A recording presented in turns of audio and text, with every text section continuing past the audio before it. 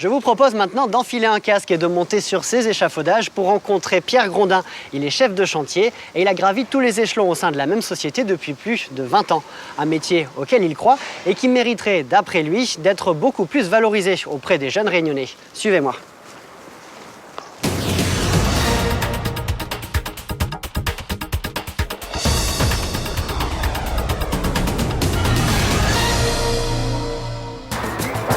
À la place de ces échafaudages, il y aura bientôt une concession automobile flambant neuve. Donnant sur une route très fréquentée du chef-lieu, le bâtiment devra séduire du premier coup d'œil. En attendant, c'est Pierre Grondin qui donne vie au plan des architectes. Chef de chantier, il est responsable du gros œuvre, la structure en béton du bâtiment. La structure actuelle, c'est des poteaux de grande hauteur avec des poutres et ça va être habillé en panneaux de verre. Donc les voitures vont être visibles, tout l'intérieur du bâtiment va être visible de l'extérieur. Une architecture particulière qui rend le travail des ouvriers très aérien. Là, on monte quand même assez haut, on coule des poutres qui sont d'une grosse épaisseur, et puis des poutres de 40 par 1,20 m au-dessus. Donc ça fait quand même des choses qu'on fait pas tous les jours. Il fait couler un trou dans l'angle. Ah, les gros comme ça dans l'angle. Ben oui. Ah non, et voir. Donc le chantier, c'est organiser le travail. Organiser, donc permettre aux ouvriers d'avoir le matériel qu'ils ont pour travailler correctement. Avec les travaux, nous, on essaye en amont de trouver toutes les solutions pour qu'eux, ils puissent faire le boulot dans les meilleures conditions possibles. Sa priorité, c'est de couler le béton, essentiel à l'avancée du chantier. Alors les ouvriers s'activent autour de l'installation des coffrages, les structures d'acier qui vont réceptionner le béton et contenir les poutres. Pierre, lui, passe sa journée à courir d'un point à l'autre pour superviser et surtout coordonner toutes les étapes. Là, on est dans un angle, il y a plein de ferrailles qui se croisent, donc il faut qu'on regarde un peu comment positionner les ferrailles les uns par rapport aux autres. Donc certaines ferrailles, il faut qu'on le travaille, quoi. Dans l'action comme ça, il y a des petites choses qu'ils ne voient pas et que je suis là pour les aider. Voilà. Puis bon, c'est quand même un endroit où on est un peu travailler en hauteur, c'est toujours... on aime toujours être à côté des mecs comme ça, c'est un peu dangereux. Hey. Faut lui attirer.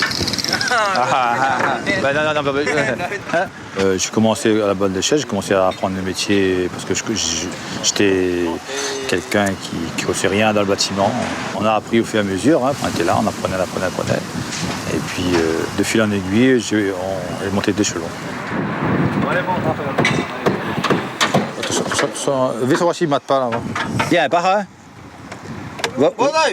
C'est bon, ça rappuie là. Attends, on est un peu, comment dire, on est un peu gêné quand on voit les mecs, on dirait qu'il faudrait qu'il aille un peu plus vite, qu'il fasse des choses comme ça. On a la sensation de dire on ferait mieux. Bon, on a la sensation, mais je veux dire qu'à l'âge, on n'arrive plus à faire non plus. Hein. Mais c'est vrai qu'on a envie de parfois donner un coup de main. Mais bon, c'est plus difficile, c'est physique quand même. Chef de chantier depuis 12 ans maintenant, Pierre a d'autres missions. Plan et calendrier sous les yeux, c'est lui qui planifie la location de matériel et les effectifs sur le terrain. C'est aussi dans ce bureau qu'il résout les inévitables imprévus qui s'invitent chaque jour. On a un endroit où on a des poutres à couler, mais on ne passe pas avec les structures, avec nos branches traditionnelles.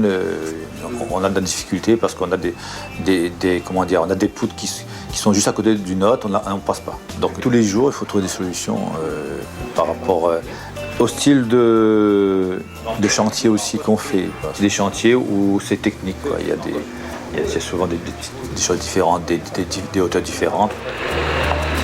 Des difficultés que Pierre a appris à dépasser au fil des chantiers. Il faut dire qu'en 20 ans de carrière, le professionnel a eu l'occasion de marquer de son empreinte de nombreuses constructions dans l'île. Quand on se promène par la suite, quand on passe devant les bâtiments qu'on a travaillé dessus, qu'on a été avec les autres, c'est intéressant de se dire, voilà, on a participé, on voit exactement ce qu'on a fait, c'est toujours là, donc on est content, quoi. Et on montre ça à nos gamins, on dit voilà, ton père a travaillé là-dessus, ça, donc c'est un petit peu, comment je peux dire, une petite fierté. Un travail gratifiant qui pourtant n'est pas mis en valeur. Les entreprises ont bien du mal à recruter localement des postes à responsabilité. À un moment donné, l'entreprise avait un problème de conduite de travaux, ils ont cherché, ils ont fait des offres sur l'île. Jamais pu trouver un seul rayonné qui puisse y répondre. On n'a pas jusqu'à aujourd'hui réussi à former des rayonnés pour pouvoir prendre des responsabilités au niveau du bâtiment. On le voit bien dans le bâtiment, il y a beaucoup d'encadrement, c'est des métropolitains, c'est des gens qui viennent d'ailleurs, quoi. Et ça c'est quand même dommage. Quand on est en troisième, des d'orientation, tout ce qui sont bons, vous allez faire S. C'est choses qui valorisent soi-disant les gens. Et puis les moins bons, tout ça, allez, vous allez faire du bâtiment, vous allez faire de la mécanique. C'est dommage, on aurait dû envoyer ceux qui sont bons déjà en S, c'est-à-dire parce que en bâtiment, parce que le bâtiment c'est quand même aujourd'hui un des secteurs où on peut trouver du boulot. Ouais, même s'il y a des crises parfois, il y a des crises qui sont passagères, mais ça repart par la suite. Et quand on voit tous ces jeunes au chômage parce qu'ils ont bac plus 4 plus 5 mais qui ont choisi des filières qui n'amènent à rien, c'est là où je trouve qu'il y a un gâchis. Voilà comment ça se termine une journée. Quand le dernier camion s'en va, on va s'en aller aussi, doucement. Voilà, le gros œuvre sur ce chantier est bientôt terminé et c'est aussi le cas de cette émission. N'oubliez pas que vous pourrez retrouver certains de ces sujets demain dans le quotidien de La Réunion. N'hésitez pas non plus à nous faire part de vos commentaires. Vous trouverez l'adresse à la fin du générique. Merci beaucoup de votre fidélité et on se retrouve le 25 septembre.